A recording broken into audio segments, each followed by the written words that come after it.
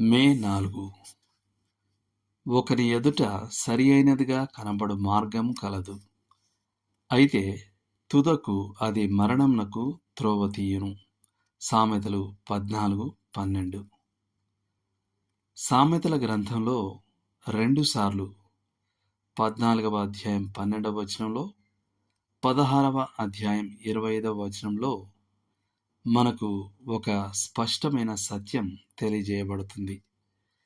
మనిషి దృష్టిలో సరైనదిగా అనిపించే మార్గం నమ్మదగినది కాదు. మనిషికి సరైనదిగా అనిపించే మార్గం చివరికి శ్రమకి, మరణానికి దారితీస్తుంది. దీనికి రెండో ప్రపంచ యుద్ధ సమయంలో ఈ సత్యాన్ని నావికా దళం తమ విమాన సిబ్బందికి స్పష్టంగా వివరించిందని చెప్పబడింది. వారు ఎత్తైన ప్రాంతాల్లో ఆక్సిజన్ లేకుండా ప్రయాణిస్తే తమ ఇంద్రియాలపై నమ్మకం పెట్టుకోరాదని బోధించాలనుకున్నారు. ఒక పైలట్ను డిప్రెషన్ ఛేంబర్లోకి పంపి అక్కడి టేబుల్పై గణిత సమస్యల పత్రాన్ని ఉంచారు. ఆ ఛేంబర్లో ఆక్సిజన్ తీసేసి ఎత్తైన ప్రాంతాల వాతావరణాన్ని సృష్టించారు. పైలట్ ఆ ప్రశ్నలు సునాయాసంగా పరిష్కరిస్తూ తానే అత్యుత్తమంగా చేశానని ధీమాగా అనుకున్నాడు.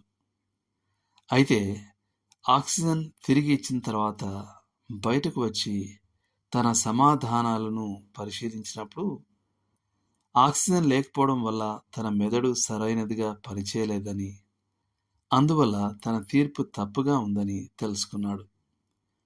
ఇక్కడ మనం తెలుసుకోవాల్సిన సందేశం స్పష్టంగా ఉంది. ఎత్తుల్లో ఆక్సిజన్ లేకుండా ప్రయాణిస్తే తమ స్వంత తీర్పును నమ్మటం ప్రమాదకరం. మనిషి తీర్పు కూడా పాపం వల్ల చెడిపోయింది. చాలామంది తమ మంచి పనుల ద్వారా పరలోకాన్ని పొందుతామని ధీమాగా ఉంటారు. దేవుడు తాను చేసిన మంచి పనుల మూలంగా తమను తిరస్కరించడని నమ్ముతారు. కానీ ఇది పూర్తిగా తప్పు.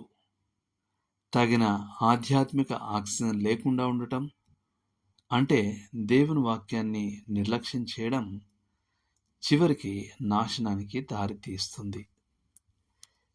మన రక్షణ దేవుని వాక్యాన్ని విశ్వసించడంలో ఉంది, మన స్వంత అభిప్రాయాలను కాదు.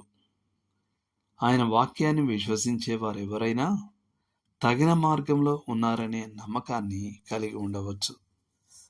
వారు పాపాల విషయంలో పశ్చాత్తాపపడి ప్రభువైన యేసుని స్వీకరిస్తారు, తమ దేవుడిగా రక్షకుడిగా అంగీకరిస్తారు.